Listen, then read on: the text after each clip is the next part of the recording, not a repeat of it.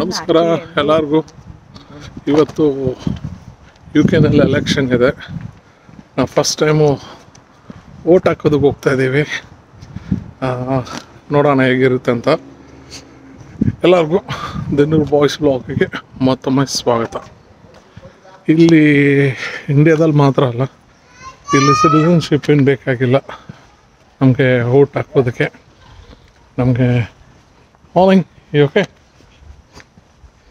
Vote ಹಾಕೋದಕ್ಕೆ citizenship ಏನು ಬೇಕಾಗಿಲ್ಲ.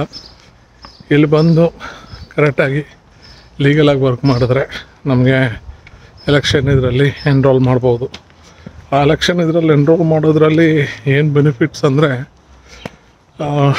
ನಾವು ಮನೆ ತಗೊಂಡೋಗೋ ಟೈಮಲ್ಲಿ, ನಮ್ಮ ID ಚೆಕ್ ಟೈಮಲ್ಲಿ, ಮತ್ತು ಸಮ್ಟೈಮ್ಸ್ ಕ್ರೆಡಿಟ್ ಸ್ಕೋರ್ ಜಾಸ್ತಿ ಆಗೋದಕ್ಕೆ ಮತ್ತು ಲೋನ್ಸ್ ಏನಾದರೂ ಅಪ್ಲೈ ಮಾಡೋದಕ್ಕೆ ಈಸಿ ಆಗುತ್ತೆ. ಬನ್ನಿ ಇವತ್ತು ಹೋಗೋಣ. ನಾನು ಜುಬ್ಬಿ ಹೋಗ್ತಾ ಇದ್ದೀವಿ ಇವತ್ತು ವೋಟ್ ಹಾಕೋದಕ್ಕೆ. ಇನ್ನು ಅಲ್ಲೋಗಿ ವೋಟ್ ಹಾಕಿದ್ಮೇಲೆ ನೋಡೋಣ ಯಾರಿಗೆ ಅಂತ ಇನ್ನೂ ಕನ್ಫರ್ಮ್ ಮಾಡಿಲ್ಲ, ಯೋಚನೆ ಮಾಡ್ತಾಯಿದ್ದೀವಿ. ಸರಿ, ಈಗ ಕಾಣ್ತಾ ಇರೋ ಸ್ಕೂಲ್ ಏನೇನೆ ಎಲೆಕ್ಷನ್ ಬೂತು. ಒಂದು ಪೊಲೀಸ್ ಇಲ್ಲ, ಜನ ಕಮ್ಮಿ, ಆಮೇಲೆ ಯಾವುದೇ ಬ್ಯಾನರ್ಗಳಿಲ್ಲ, ಏನೂ ಟೆನ್ಷನ್ ಇಲ್ಲ. ಇಲ್ಲಿ ಖಾಲಿಯಾಗಿದೆ ನೋಡಿ. ಇಲ್ಲಿ ಬರೆದಿಟ್ಟಿದ್ದಾರೆ ನೋಡಿ, ಪೋಲಿಂಗ್ ಸ್ಟೇಷನ್ ಅಂತ. ಇದರೊಳಗಡೆ ಹೋಗಿ ನಾವು ಅಲ್ಲಿ ವಿಡಿಯೋ ಹಾಕ್ಬೇಕು ನೋಡಿ. ಇಲ್ಲಿ ಯಾರೂ ಕೂತಿಲ್ಲ, ಜನ ಖಾಲಿಯಾಗಿದೆ. ಸೊ ಇಲ್ಲಿನೇ ನಾವು ಹೋಗಿ ಎಲೆಕ್ಷನ್ಗೆ ವೋಟ್ ಮಾಡೋದು. ಒಳಗಡೆ ಹೋಗಿ ನೋಡೋಣ, ಗೊತ್ತಿಲ್ಲ ವೀಡಿಯೋ ಮಾಡ್ಬೋದಾ ಇಲ್ಲ ಅಂತ. ಅದಾಗಿದ್ಮೇಲೆ ಹೇಳ್ತೇನೆ. ನೋಡಿ ಕಂಪ್ಲೀಟ್ಲಿ ಏನು ಹಾಕಿದೆ, ಯಾರೂ ಇಲ್ಲ. ಇದೇನೇ ಆ ಪೇಪರ್, ಇದರೊಳಗಡೆ ನಾವು ಇಂಟು ಹಾಕಿ ಕಳಿಸಿ. ಈಗ ನಾವು ವೋಟ್ ಮುಗಿಸ್ಕೊಂಡು ಆಚೆ ಬಂದ್ವಿ. ತುಂಬಾ ಈಸಿಯಾಗಿತ್ತು ಹೇಳ್ಬೇಕಂದ್ರೆ. ಯಾವುದೇ ರೀತಿಯಾಗಿರೋ ಜನ ಇಲ್ಲ, ಪೊಲೀಸ್ ಇಲ್ಲ, ಯಾರೂ ಇಲ್ಲ. ನಮಗೆ ಇಲ್ಲಿ UK ಎರಡು ಥರ ವೋಟ್ ಮಾಡ್ಬೋದು. ಒಂದು, ನಮಗೆ ಪೋಸ್ಟಲ್ಲಿ ನಾವು ವೋಟ್ ಹಾಕ್ಬೋದು. ಅದು ನಮ್ಮ ಪೋಸ್ಟ್ ಕೋಡಿಗೆ ಬರುತ್ತೆ, ಒಂದು ಎನ್ವೆಲಪಲ್ಲಿ. ಅದು ಫಿಲ್ ಮಾಡಿ ಯಾರಿಗೆ ನಾವು ಕನ್ಸರ್ವೇಟಿವ್, ರಿಪಬ್ಲಿಕ್, ಡೆಮೊಕ್ರೆಟಿಗೆ ಯಾರಿಗೆ ಬೇಕಾದರೂ ಅವ್ರಿಗೆ ಇಂಟು ಹಾಕಿ ನಾವು ಬಿನ್ನಲ್ಲಿ ಹಾಕ್ಬೋದು. ಮತ್ತು ಇನ್ನೊಂದು ಏನಂದರೆ, ನಮ್ಮದು ಫೋಟೋ ID ತೊಗೊಂಡೋಗ್ಬೇಕು ಫಸ್ಟು. ಫೋಟೋ ID ಅಂದರೆ ನಾನು ತೊಗೊಂಡೋಗಿದ್ದು ನನ್ನ BRP ಕಾರ್ಡು.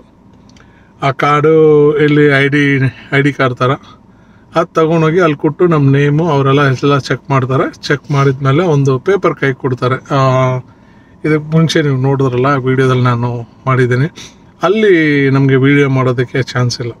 ಸೊ ಅಲ್ಲಿ ಆ ಪೇಪರಲ್ಲಿ ನಾವು ಪೆನ್ಸಿಲ್ ತೊಗೊಂಡು ಇಂಟು ಹಾಕ್ಬಿಟ್ಟು ಫೋಲ್ಡ್ ಮಾಡಿ ಅಲ್ಲೊಂದು ಡಬ್ಬ ಇರುತ್ತೆ, ಅಲ್ಲಿ ಹಾಕ್ಬಿಟ್ರೆ ಮುಗೀತು. ಬೆಳಗ್ಗೆ 6 ಗಂಟೆಯಿಂದ ಸಂಜೆ 10 ಗಂಟೆ ತನಕ ಇರುತ್ತೆ ಇಲ್ಲಿ. ಸೊ ಆ ಟೈಮಲ್ಲಿ ನಾವು ಹೋಗಿ ವೋಟ್ ಮಾಡಬೇಕಷ್ಟೇ. ಇನ್ನು ರಿಸಲ್ಟ್ಸ್ ಬರೋ ತನಕ ವೆಯ್ಟ್ ಮಾಡ್ಬೇಕು ನಾವು. ಎಲ್ಲರೂ ವೋಟ್ ಮಾಡೋದು ತುಂಬಾ ಇಂಪಾರ್ಟೆಂಟ್ ಅಂತ ಹೇಳ್ತಾರೆ ಇಲ್ಲಿ.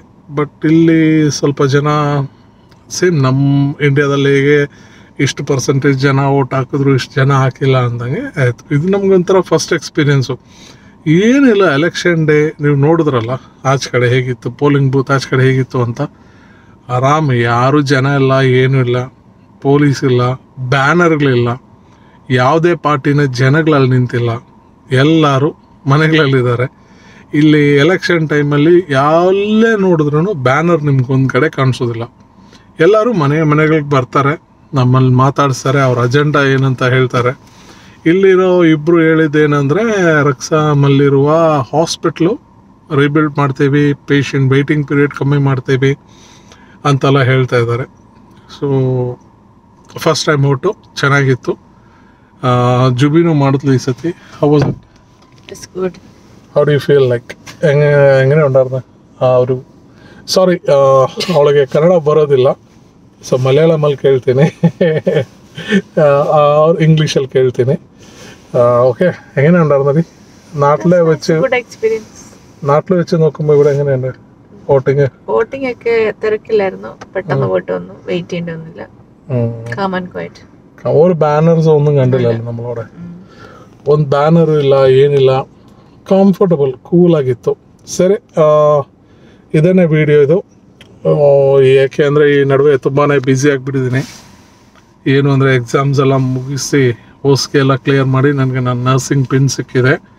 ಈಗ ನನ್ನ ನರ್ಸಿಂಗ್ ಪಿನ್ನು, ಈಗ ನರ್ಸಿಂಗ್ ಕೆಲಸ ಶುರುವಾಗಿದೆ. ಫಿಸಿಕಲ್ ಸ್ಟ್ರೆಸ್ಸಿಂತ ಮೆಂಟಲ್ ಸ್ಟ್ರೆಸ್ ಜಾಸ್ತಿ ಇದೆ. ಅದ್ರ ಬಗ್ಗೆ ಆಗಿರೋ ಒಂದು ವೀಡಿಯೋ ಮಾಡ್ತೀನಿ ಮುಂದೆನೆ, ಅದಕ್ಕೆ ಮುಂಚೆನೇ ಇದೊಂದು ವೀಡಿಯೋ. ಓಕೆ, ಟೇಕ್ ಕೇರ್, ಸಿಗೋಣ, ಬಾಯ್.